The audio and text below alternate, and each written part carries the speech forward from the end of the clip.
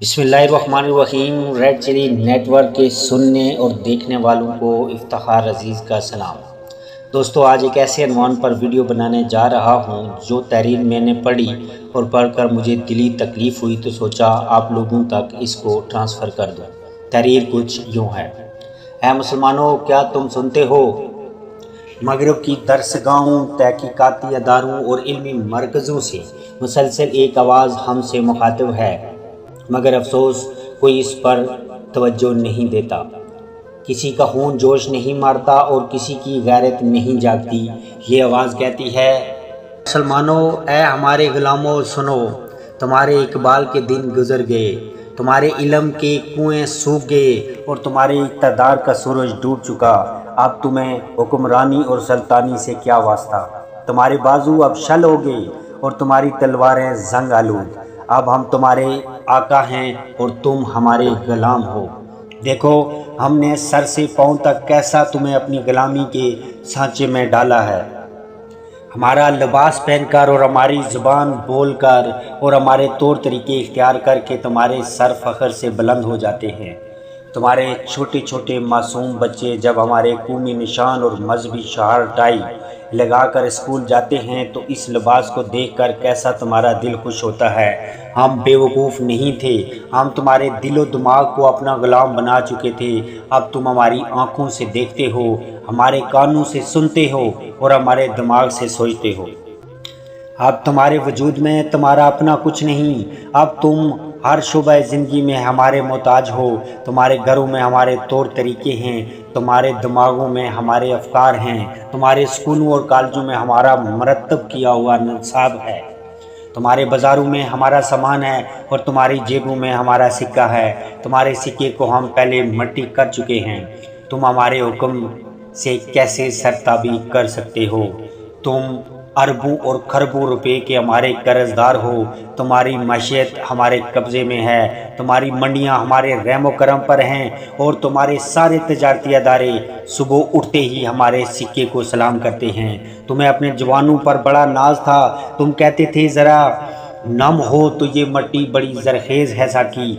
तो सुनो, इस ज़रखेज़ मट्टी को हमने हीरोइन बरे सिगरेट, शहवत अंगेज़ तस्वीरों, हिजान खेज़ जना के मनाजर से लबरेज फिल्में और अवस ज़र का आबे शोर सामान करके बंजर कर दिया। तुम्हें अपनी अफवाज पर भी बड़ा घमंड था। अब जाओ अपनी फ़ौज के असला खानों को देखो। अगर हम हाथ रोक लें तो तुम्हारा सारा निज़ाम दरम बरम हो जाएगा। अब तुम बग़ैर हमसे इजाज़त लिए किसी पर फ़ौज कशी नहीं कर सकते। बोस्नी और इराक़ के हशर को हमेशा याद रखना। जाओ, अब अफ़ियत इसी में है कि जो तर्ज़ हयात और हुकूमत हमने तुम्हें सिखाया है, इसी से सरमुए अनाफ ना करना। खबरदार, हमारी ग़ुलामी से निकलने की कोशिश ना करना। और हमें उम्मीद भी यही है कि तुम बरसों तक ऐसा ना कर सकोगे, क्योंकि जितने इस कोशिश के मरक़ात हो सकते थे, यानी ईमान की पुख्तगी, जोशे जहाद, बल्गे नज़ी, गैरत दीन, वो सब हमने तुम्हारे दानश्वरों, मुफ़क्करों, आलमों से दुनिया की चंद आसाइशें चीज़ें देकर ख़रीद लिए हैं।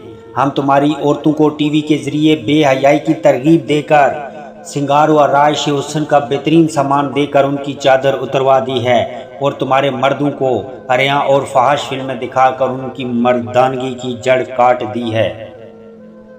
और अब तुम्हारे यहाँ कोई खालिद, कोई तारक, कोई सलाउद्दीन और कोई टीपू पैदा नहीं हो सकता। और सुनो, हम एहसान फरामोश नहीं हैं। तुम्हारी कौम के कुछ एहसान भी हम पर हैं, ख़ास तौर पर तुम्हारे उलमा के। उन्होंने अपनी मस्जिदों और मदरसों में बैठकर एक दूसरे की तकफ़ीर करके आपस में लड़कर हमारी तहज़ीब व अफ़कार के रास्ते साफ़ किए।